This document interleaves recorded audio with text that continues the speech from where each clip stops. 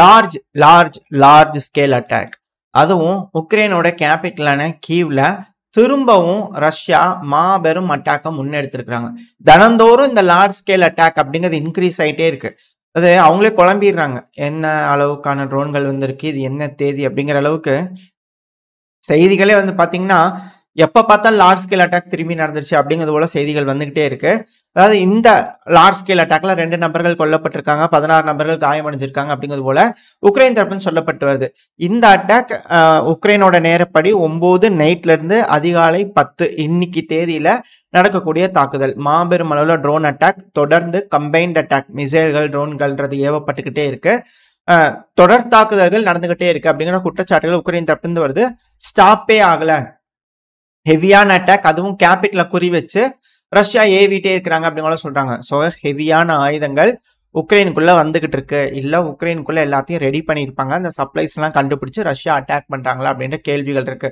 இது மட்டும் கிடையாது, இந்த களத்துல வந்து பாத்தீங்கன்னா ரஷ்யா இந்த டின்ப்ரோபெட்ரோவ்ஸ்க் ஒப்லாஸ்ட் இருக்கு இல்லையா, ஸோ அந்த பகுதிகளில் கைடு குண்டுகளை ஏவிட்டே இருக்கிறாங்க அப்படிங்கிறது போல குற்றச்சாட்டுகள் உக்ரைன் தரப்புல வருது. 2 நபர்கள் கிட்ட காயமடைஞ்சிருக்காங்க அப்படிங்கிற சொல்றாங்க. அதுவும் 10-20 வீடுகளுக்கு மேல இந்த குண்டுகள் வந்து விழுகிறதுனால 10-20 வீடுகளுக்கு மேல வந்து பண்ணா சேதம் அடைஞ்சிருச்சு. அதுவும் பவர் லைன்லாம் டெஸ்ட்ராய் ஆகுது, கேஸ் பைப் லைன்லாம் அங்கே போகுது, அதெல்லாமே அழியுது அப்படிங்கிறது போல உக்ரைன் தரப்பு குற்றச்சாட்டுகள் வந்துட்டு இருக்கு. சிவிலியன்ஸ் அதிக அளவில் பாதிப்படைகிறாங்க அப்படிங்கிறது போல. ஸோ இது போல தாக்குதல்கள் தீவிரம் அடைஞ்சிட்டே இருக்கிறதுனால ட்ரம்ப் அவர்கள்கிட்ட மீண்டும் மீண்டும் கேட்கக்கூடிய கேள்வி, உக்ரைனுக்கு உதவுவீங்களா? அதுவும் ஜேர்னலிஸ்டா நீங்க வந்து உக்ரைனுக்கு அதிகப்படியான உதவிகளை முன்னெடுக்கணும் அப்படிங்கிற சொல்லும் போது நான் எப்போ ஸ்டாப் பண்ணேன் அப்படிங்கிற கேள்விகள்லாம் வந்து இல்லையா.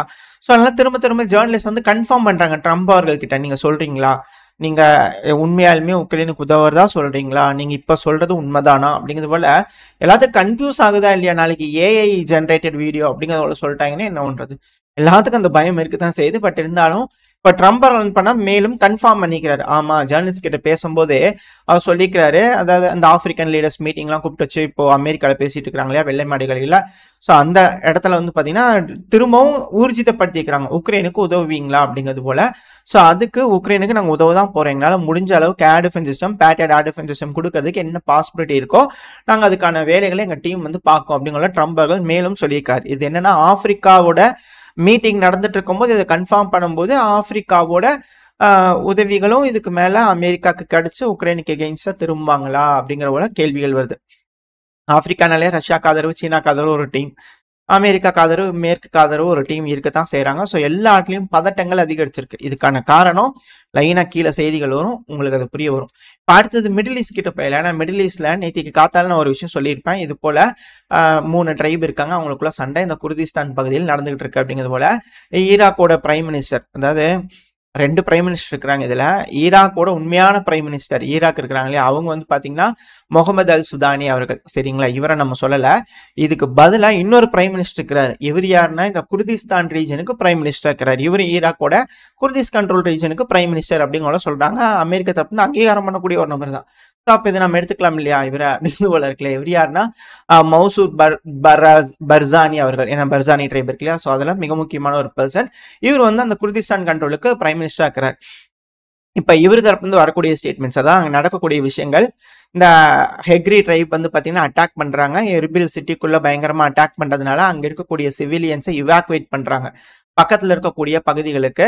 அந்த பகுதி வந்து பண்ண நிவேவ்ஹா, பேர் கொஞ்சம் கட்டால, நிவேவ்கா, இதுவும் குர்திஸ் கண்ட்ரோல்டு ஒரு டெரிட்டரி தான்.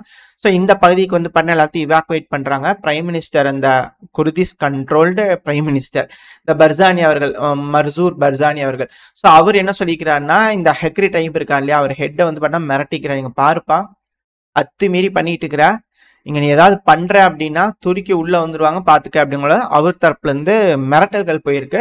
உங்களுக்கு எகெயின்ஸ்டா மிக பெரும் தாக்குதல்கள் செய்யறதுக்கு தயாரா இருக்கிறாங்க அப்படிங்கிற ஒரு ஹார்ஷான மிரட்டல்கள் வந்து பாத்தீங்கன்னா ஹக்ரி கிளான் கிட்ட போயிருக்கு. இப்போ துருக்கியும் ஈரானும் ஒரே அணியா இந்த பர்சானி அவர்கள் இருக்கா இல்லையா, மசூர் பர்சானி அவர்கள், ஸோ இவருக்கு உதவுறதுக்கு இறங்கியிருக்காங்க. ஆல்ரெடி ஈரானோட அந்த பாப்புலர் மொபைலைசேஷன் ஃப்ரண்ட் இறங்கிட்டாங்க, இப்போ துருக்கியும் இறங்க போறாங்க அப்படிங்கிறாங்க. ஸோ ஹக்ரி கிளான் வந்து பாத்தீங்கன்னா கட்டுப்பாட்டுக்குள்ள எடுத்துக்க கூடாது அப்படிங்கிறது மட்டும் இதுல இருந்து தெரிய வருது.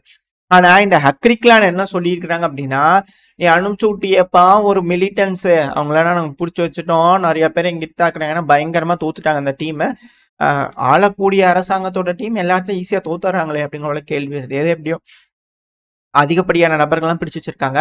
இப்ப அவங்க என்ன சொல்லிக்கிறாங்கன்னா, நாங்க பிடிச்ச பகுதிகள்ல இருந்து நீங்க பின்வாங்கி போயிரணும். 2வது இந்த சட்டம்லாம் கொண்டு வர இல்ல. அந்த சட்டம்லாம் இருக்கக்கூடாது. இந்த பிரஷ்மெர்கா அப்படின்னு சொல்லிட்டு தான் அந்த ஒரு ஆர்மி. ஸோ அந்த ஆர்மி தான் அனுப்பிச்சு விட்டுருந்தாங்க. ஸோ அந்த ஆர்மி வந்து பார்த்தீங்கன்னா, புடிச்சு வச்சுட்டு அந்த பகுதிகள் அவங்களோட கட்டுப்பாட்டுக்குள்ள இருக்க பகுதியில எங்ககிட்ட ஒப்படைச்சிரணும் அப்படிங்கிற டிமாண்ட் வைக்கிறாங்க. அது மட்டும் கிடையாது. இந்த ஹெக்ரீட் கிளான் என்ன சொல்றாங்கன்னா, இஸ்ரேல் பாலஸ்தீனுக்கு என்னத்த செய்றாங்களோ அதை விட கொடுமை நீ எங்களுக்கு செஞ்சிருக்கப்பா அப்படிங்கிறதோட பார்த்தா பயங்கரமா காரசாரமான விவாதங்கள். இருதரப்புலையும் கொலையடி சண்டையோட மோசமா சண்டை பிடிச்சிட்டு இருக்கிறாங்க. இது கம்போடியா, தாய்லாந்து பார்த்தோம் இல்லையா? ஸோ அதோட மோசமா இங்க மாறி மாறி பேசிக்கிறாங்க 2 சைட்ல இருந்து. காது கொண்டு கேட்க முடியல. எது எப்படியோ இப்ப இந்த இடத்துல வந்து பாத்தீங்கன்னா பயங்கரமா இருதரப்புல இருந்தும் குற்றச்சாட்டுகள். அதுல பிரதானமா இருக்கக்கூடிய ஹைலைட் மட்டும் உங்களுக்கு எடுத்து சொல்லிட்டு இருக்கிறேன். இதுல வந்து என்னன்னா பல நபர்களை பிடிச்சு வச்சிருக்காங்க. இப்போ வந்து ஹோஸ்டேஜஸ் இவங்கெல்லாம் வந்து பண்ணா பிடிச்சி வச்சிருக்காங்க. போர் கைதிகளா பிடிச்சு வச்சிருக்காங்க. ஸோ அதுக்கான பேச்சுவார்த்தைகள் வந்து பண்ண இனிஷியேட் ஆயிருக்கு அப்படின்னு சொல்றாங்க. அதே இந்த ஹக்கரி கிளைனுக்கும் இந்த பர்சானியோட அந்த பிரைம் மினிஸ்டர் இப்போ குர்திஸ் கண்ட்ரோல்டு இருக்காங்களே இவங்களுக்குள்ள பேச்சுவார்த்தைகள் நடந்துகிட்டு இருக்கு. ஸோ ஒன்ஸ் இது சீஸ்ஃபயர் இப்போதைக்கு டெம்பரரியா போட்டிருக்கிறதா சொல்லப்பட்டது. இதுக்கப்புறம் ஏதாவது பில்டப் ஆச்சுன்னா அடுத்த துறையில பார்க்க ஆரம்பிக்கலாம். ஸோ இது வந்து பாத்தீங்கன்னா இந்த மிடில் ஈஸ்ட்ல நடக்கக்கூடிய சம்பவங்கள். அடுத்தது அப்படியே இந்த சிரியாக்கு வந்துட்டோம் அப்படின்னா இந்த பிகேகே லீடர் இருக்கிறாங்க இல்லையா அப்துல்லா அவர்கள் அவர் தரப்பு வந்து ரிலீஸ் பண்ணிக்கிறாங்க. இவங்களும் குர்திஸ்தான் தான். ஸோ இவங்க வந்து பாத்தீங்கன்னா பெருமளவுல பர்சானி அவங்களுக்கு உதவி பண்ணிட்டு இருந்தாங்க. ஹெக்ரி ட்ரைபுக்கு எதிராகவும் சில நேரங்கள்ல இங்கே சண்டை நடக்கத்தான் செய்யும். எக்ஸாக்டா சொல்லிட முடியாது இவங்களுக்கு தான் டீம் அப்படிங்கிறது போல. சில நேரங்களில் இவங்க கூட சேர்ந்துட்டு அவங்கள அடிப்பாங்க. சில நேரங்களில் அவங்களோட சேர்ந்துட்டு இவங்க அடிப்பாங்க. இப்படித்தான் இங்க இருக்கிற டீம்லாம். இந்த பிகேகேன்றது வந்து பாத்தீங்கன்னா சிரியால இருக்கக்கூடிய குர்திஸ் மக்கள். ஸோ இவங்க வந்து பாத்தீங்கன்னா இந்த ஈராக்ல இன்ஃபுளுயன்ஸ் இருந்துச்சு இந்த பர்சானி அவர்களுக்கு. பட் ஆனா இப்போதைக்கு அவங்க தரப்புல இருந்து நாங்க ஆயுதங்கள்லாம் கீழே போட்டு 20 வருஷமா சண்டை பிடிச்சிட்டோம். இதுக்கு மேல நாங்க இனிமே ஆயுதம் ஏந்தி போராட மாட்டோம் அப்படிங்கிறது போல இவங்க தரப்பு வந்து வீடியோ வர யாரு துருக்கி வந்து இவங்கள தான் தீவிரவாதி அமைப்பு அப்படிங்கிற சொன்னாங்க. 26 வருஷமா சண்டை பிடிச்சதுக்கு அப்புறம் இப்போ டிஸ்ஆர்னமெண்ட்டுக்கு ஒத்துக்கிட்டாங்க. இப்படி இருக்க சமயத்துல சிரியால வந்து பாத்தீங்கன்னா எஸ்டிஎஃப் கமாண்டர் இன் சீஃப் இருப்பா இல்லையா, அதான் இந்த குர்திஸ்தான் தனி நாடு அப்படிங்கிறதெல்லாம் கேட்டு ஒரு அமைப்பு இருந்தது இல்லையா, இந்த குர்தின மக்களுக்குன்னு ஒரு அங்கீகாரம் பெற்ற ஒரு கமாண்டர், அமெரிக்கா ஆதரவு கொடுக்கக்கூடிய ஒரு கமாண்டர்னா அது எஸ்டிஎஃப் கமாண்டர் மசூல் அதிதி அவர்கள். ஸோ இவர் வந்து பாத்தீங்கன்னா டமாஸ்கஸ்க்கு போயிருக்கிறாரு. அந்த இடத்துல ட்ரைலேட்டரல் மீட்டிங் நடந்திருக்கு. America, Syria, SDF. ஸோ இவங்க 3 பேர் வந்து பார்த்தீங்கன்னா மீட்டிங் போட்டிருந்துருக்காங்க. இந்த மீட்டிங் வந்து பார்த்தீங்கன்னா அப்தேல் அவர்கள், ஜுலானி அவர்கள், அதாவது வந்து பார்த்தீங்கன்னா ஜுலானின்னு எனக்கு வருது, அல் ஷாரா அவர்கள், ஏன்னா சிரியாவோட அதிபராக இருக்கிறாரு அவர். அதுக்கப்புறம் அமெரிக்காவோட ஸ்பெஷல் என்வாய் இந்த சிரியாக்குன்னு சொல்லிட்டு இந்த பிரச்சனையை பேசுறதுக்காகவே தாமஸ் பராக் அவர்கள். ஸோ இவங்க 3 பேர் வந்து பார்த்தீங்கன்னா உட்காந்து பேசியிருந்துக்கிறாங்க. நல்ல முடிவுகள் எட்டப்பட்டிருக்கு அப்படிங்கிற சொல்றாங்க. அது மட்டும் இல்லாமல் சிரியாவோட இப்போ தற்போதைய அதிபரா இருக்கிற இல்லையா ஜொலானி அவர்கள், ஐயோ அமெரிக்கா இன்னும் என் மண்டையில மாத்தல அவர் பேரை, அல் ஷாரா அவர்கள். எனக்கு ட்ரீட்மெண்ட் கொடுத்தாங்கன்னா கொடுக்க வேண்டிய விதத்துல ட்ரீட்மெண்ட் கொடுத்தா அல் ஷாரான்னு என் மண்டையில பதிஞ்சிரும்னு நினைக்கிறேன். சரி, ஓகே. இந்த அல் ஷாரா அவர்கள் வந்து பாத்தீங்கன்னா இந்த கோல்டன் நைட்ஸ் இருக்கு இல்லையா, இது இஸ்ரேல் தானுங்க, எப்பங்க நாங்க எங்களுதுன்னு சொன்னோம் அப்படிங்கிறது போல கவுந்துட்டாரா அப்படின்ற கேள்விகள் வருது. நார்மலைசேஷன் டைஸ், இஸ்ரேலும் நாங்களும் நட்பு நாடா இனிமே மாறிக்கலாம் அப்படிங்கிறதுக்காக அதை விட்டு கொடுத்துட்டாங்க அப்படிங்கிறது போல அரபுலக நாடுகளோட மீடியாக்கள் தரப்புல இருந்து ரிப்போர்ட்ஸ் வந்துகிட்டு இருக்கு. நடக்குதா என்ன ஏதுங்கிறது பார்த்தலாம். இதெல்லாம் மிடில் ஈஸ்ட்ல இருக்கக்கூடிய விஷயங்கள் அப்படியே ஆப்பிரிக்கா வந்துடலாம். ஏன்னா இதைத்தான் இந்த பதிவோட ஸ்டார்டிங்ல சொல்லியிருந்தேன், ஆப்பிரிக்கால இருக்கக்கூடிய விஷயங்கள். இந்த கென்யாவோட நேஷனல் கமிஷன் ஹியூமன் ரைட்ஸ் இருப்பாங்களே அவங்க தரப்பு இருந்து என்ன சொல்லிக்கிறாங்கன்னா KNCHRன்னு நினைக்கிறேன். ஸோ இவங்க தரப்பு இருந்து என்ன சொல்லிக்கிறாங்க, மொத்தம் 31 நபர்கள் இறந்துட்டு தான் ரிப்போர்ட் வந்திருக்கு. 107 நபர்களுக்கு மேல வந்து பாத்தீங்கன்னா காயம் அடைஞ்சிருக்கிறாங்க. 532 நபர்களுக்கு மேல அரெஸ்ட் பண்ணிக்கிறாங்க. வேவா ப்ரொட்டஸ்ட்ங்கிறது நடந்துகிட்டு இருக்கு. போலீஸ் கொடுமையான முறையில இந்த போராட்டக்காரர்களை அடக்குறாங்க, நெசுக்குறாங்க அப்படின்ற குற்றச்சாட்டுகள் வருது. 2 நபர்கள் காணல அப்படிங்கிற போலையும் சொல்லிட்டு இருக்கிறாங்க. ஸோ தொடர்ந்து கென்யால ஆட்சி கழிப்புக்கான போராட்டங்கள் நடந்துகிட்டே இருக்கு பெருமளவுல. இதை ஹைலைட் பண்ண வந்தா இப்போ அடுத்தது மாலி இருக்கிறாங்க இல்லையா, மாலி, நிஜர், புர்கினா ஃபேசோ. ஸோ இவங்க எல்லாமே இணைஞ்சு இந்த ஆப்பிரிக்கா கார்ப்ஸோட தீவிரவாதிகளுக்கு எகெயின்ஸ்டா, JNIM அப்படிங்கிற ஒரு தீவிரவாதி அமைப்புகளுக்கு எகெயின்ஸ்டா தாக்குதல் பண்ணிருக்காங்களே. இப்போ திரும்பவும் மேசிவான ஒரு ஏர் ஸ்ட்ரைக் பண்ணியிருந்திருக்கிறாங்க. 2 டவுன், ஜுவாரா அப்படின்ற ஒரு டவுனு, அடுத்து வந்து பார்த்தீங்கன்னா கவுடாம் ரீஜியன் அப்படிங்கிற ஒரு பகுதி. ஸோ இந்த பகுதிகளில் வந்து பார்த்தீங்கன்னா ஹெவியான ஏர் ஸ்ட்ரைக் பண்ணிக்கிறாங்க. அதிக அளவில் உயிர் சேதங்கள், மக்கள் வாழும் பகுதியவே அடிக்கிறாங்க. எப்படிங்க அதான் தெரியல இப்படிங்கிற குற்றச்சாட்டு வருது. ரஷ்யாக்கு ஆதரவா இருக்கிற நாடுகள், சீனாக்கு ஆதரவா இருக்கக்கூடிய நாடுகள், இவங்கெல்லாம் குண்டை எங்க போட்டாலும் சிவிலியனா இருக்காங்க.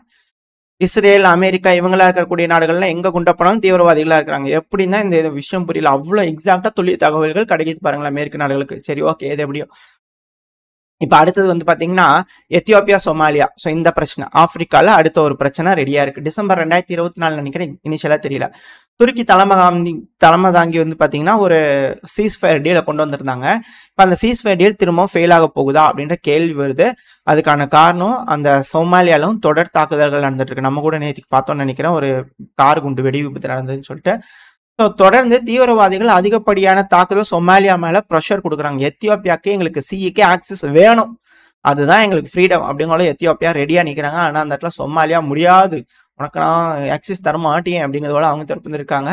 ஸோ இந்த இடத்துல இன்னொரு போர் பதட்டம் வெடிக்க போகுதா அப்படின்ற ஒரு கேள்விகள் வருது. ஸோ அடுத்த ஆப்பிரிக்கால இந்த ஒரு பிரச்சனை சீஸ் ஃபயர் தோல்வி அடையுது அப்படிங்கிறது போல செய்திகள் வர ஆரம்பிச்சிருக்கு. அடுத்து அப்படியே டிஆர் காங்கோக்கு வந்துட்டோம்னா 7000 ராணுவ வீரர்கள், டிஆர் காங்கோட வீரர்கள், அப்புறம் 1000 புருண்டே ராணுவ வீரர்கள் வந்து பாத்தீங்கன்னா உயிர்வா அப்படின்னு ஒரு பகுதி இருக்கு இந்த டிஆர் காங்கோல. ஸோ அந்த பகுதியில ஹெவியான மிலிட்டரி மூவ்மெண்ட்ஸ் நடக்குது. டோட்டலா 8000 வீரர்கள் டிஆர் காங்கோவோட கிழக்கு பகுதியில் வந்து பார்த்தீங்கன்னா டிப்ளாய் பண்ணிட்டு இருக்காங்க. அதுக்கான காரணம் அந்த M28 மூவ்மெண்ட் இருக்கு இல்லையா, அந்த கிளர்ச்சியாளர்கள். ஸோ அவங்க வந்து பார்த்தீங்கன்னா இந்த இடத்துல அதிகப்படியாக இந்த கைஸ்கா அப்படின்னு ஒரு பகுதி இருக்கு. ஸோ அந்த பகுதியில் அதிக அளவில் ராணுவ வீரர்கள் இருக்காங்க. இந்த இடத்துல சீஸ்ஃபயர் கொண்டு வந்து ட்ரம்ப் அவர்கள் பீஸ் நோபல் பிரைஸ் கேட்டு டிமாண்ட் பண்ணிக்கிறேன், உங்களுக்கு நடுவில் நான் பீஸ் கொண்டு வந்துக்கிறேன். அந்த இடத்துல வந்து பார்த்தா திரும்பி முட்டிக்குவாங்களா அப்படின்ற கேள்விகள் வருது. ஏன்னா இருதரப்பையும் ராணுவத்தை குமிச்சுக்கிட்டு இருக்காங்க. உங்களுக்கு தெரியுதா இப்போ ஏன் ஆப்பிரிக்காவோட செய்திகள் எடுத்து வந்து பர்டிகுலரா ஒரு செய்தியை நான் எடுத்து ஹைலைட் பண்றேன். ஸோ அதில் உங்களுக்கு எவ்வளவு சிக்கல்கள் இந்த ஆப்பிரிக்காவில் நடக்குது, ஏன் ட்ரம்ப் அவர்கள் ஆப்பிரிக்கா நாடுகளை கூப்பிட்டு மீட்டிங் போடுறாங்க அப்படிங்கிறது உங்களுக்கு தெரியும். ஸோ இந்த M23 மூவ்மெண்ட் வந்து லார்ஜ் ஸ்கேல் ராணுவத்தை வந்து பார்த்தீங்கன்னா இந்த இடத்துல ரீடிப்ளை பண்ணிருக்காங்க. ரவாண்டால இருந்து உள்ள ஃபுல்லாக கிராஸ் பண்ணி உள்ள வீரர்கள் வந்துகிட்டு இருக்காங்க பக்குவான்ற பகுதியை நோக்கி. ஸோ இதுக்காக அந்த இடத்துல வீரர்கள் வந்து பார்த்தீங்கன்னா டிப்ளை ஆகிட்டு இருக்காங்க இந்த டிஆர் காங்கோட வீரர்கள் அப்படிங்கிறத சொன்னாங்க. ஒன்ஸ் ஆரம்பிக்குது அப்படின்னா ஹெவியான போர் இந்த ஆப்பிரிக்கா முழுவதும் நடக்கிறதுக்கு வாய்ப்பு இருக்கு அப்படிங்கிற சொல்லப்பட்டு வருது. என்ன நடக்க போகுது ஏதுங்க வெயிட் பண்ணி பார்க்கலாம். அப்படி எதுவும் நடக்காம பேச்சுவார்த்தை மூலியமா முடிச்சுக்கிட்டாங்கன்னா பரவாயில்ல. இப்போ அது மட்டும் இல்லாமல் துரதிருஷ்டவசமா நம்மளோட ஜாகுவார் ஃபைட்டர் ரக விமானம் ஸ்பெக்காட் அப்படின்ற சொல்லுவாங்க இல்லையா, ஸோ இது ராஜஸ்தான்ல விபத்துக்குள்ளா இருக்கு. 2 விமானிகளும் இறந்திருக்காங்க. அதாவது நம்ம நாட்டில் இந்த ஏர்ஃபோர்ஸ் தேவைப்படக்கூடிய விமானங்கள் ரொம்ப அதிக அளவில் ஷார்ட்டேஜா இருக்கு. ஏன்னா இந்த விமானங்கள்லாம் அத்த பழசு. இது பாகிஸ்தான் பார்டர்ல வந்து பார்த்தீங்கன்னா இப்போ நடந்திருக்கு. இந்த வருஷத்திலேயே 3வது முறையா இது போல கிராஷ் ஆயிருந்திருக்கு இந்த ரக விமானம், ஜாகுவார் ரக விமானம். ஏன்னா இதெல்லாம் 1968 காலம், 1960 தொடக்கத்துல இருக்கக்கூடிய காலகட்டத்தோட விமானங்கள். பிரிட்டனும் பிரான்ஸும் இணைஞ்சு செய்யக்கூடிய விமானம், சூப்பர் சோனிக் ரக விமானம், வேகத்துல போகக்கூடிய விமானம். இது 2007 யூகே வந்து பார்த்தீங்கன்னா ரிட்டையர் பண்ணிட்டாங்க. அது போல பல நாடுகள் ரிட்டையர் பண்ணிட்டாங்க. அதுக்கப்புறத்துல இருந்து 2014 ஒமன் கூட ரிட்டையர் பண்ணிட்டாங்க இது போல ரக விமானத்தை. ஆனா நம்ம இப்போ வரைக்கும் இது ஆக்டிவா யூஸ் பண்ணிட்டு இருக்கோம். இதெல்லாம் எப்போ ரிட்டையர் ஆக போகுது அப்படின்ற கேள்விகள் திரும்ப வர ஆரம்பிச்சிருக்கு. நம்மளோட நாடு இதுக்கு ப்ராப்பரான முடிவுகள் எடுத்து உள்நாட்டிலேயே உருவாக்கலாம் விமானங்கள் அப்படிங்கிற உள்ள முடிவுகள் எடுத்திருக்காங்க. இதுக்கு எந்த வழியில நடந்து இது எப்படி ரெடி ஆகுமா என்ன ஏதுங்கிற கேள்வி இருக்கு. அது மட்டும் இல்லாம இதுல பல விஷயங்கள் இருக்கு. இப்ப நம்ம ரஷ்யா கிட்ட போய் நம்ம ஃபைட்டர் ஜெட் வாங்கினோம் அப்படின்னா அமெரிக்கா வந்து பாத்தீங்கன்னா பல இடங்கள்ல சிக்கல்கள் கண்ணிவெடிகள் வச்சிருக்கிறாங்க. நம்ம அந்த டீலையும் எடுக்க முடியல. இப்ப நம்ம அமெரிக்கா கிட்ட போய் விமானம் வாங்கினோம்னா சீனா, இதே பங்களாதேஷ், பாகிஸ்தான் வந்து பாத்தீங்கன்னா குழி தோண்டி வச்சுக்கிறாங்க. ஒருவேளை அமெரிக்காவோட ஆயுதங்கள்லாம் இங்க வந்து குமியுதுன்னா நம்ம சீனாக்கு எதிராக மாறிடுமா அப்படிங்கிறது போல. ஸோ மிக இக்கட்டான சூழ்நிலையில் நம்ம இருக்கோம். எந்த முடிவு எடுத்தாலும் அது நம்மளுக்கு தவறா போறதுக்கு அதிக அளவுல வாய்ப்பு இருக்கு. ஸோ அதனால கூட இந்த இழுபறியா, இன்னும் இந்த விமானங்கள் வாங்குறதுக்கு ப்ராப்பரா முடிவுகள் எடுக்கப்படலையா அப்படின்ற கேள்விகள் இருக்கு. ஸோ வெயிட் பண்ணி பார்ப்போம் நம்ம அரசாங்கம் என்ன முடிவுகள் எடுக்க போகுதுன்னு. ஓரளவுக்கான தகவல்கள் இந்த பையில பார்த்துருப்போம்னு நினைக்கிறேன். இதோட இந்த பையன் நான் முடிச்சுக்கலாம். இந்த பதிவு எப்படி இருந்துச்சு உங்களுக்கு பிடிச்சிருக்கா? பிடிச்சு நான் லைக் பண்ணிட்டு உங்க ஃப்ரெண்ட்ஸ் நம்மளோட ஷேர் பண்ணிக்கோங்க. அது கூட மறக்காம இந்த பதிவு பற்றி உங்களோட கருத்துக்களை கமெண்ட் செக்ஷன்ல சொல்லுங்க. நம்ம சேனல் வந்து சப்ஸ்கிரைப் பண்ணலாம், மறக்காம சப்ஸ்கிரைப் பண்ணிக்கோங்க. இந்த பதிவு நல்லா இருக்கும்ன்ற நம்பிக்கையில் அடுத்த பேர் உங்களை சந்திக்கிறேன். Stay safe. பை.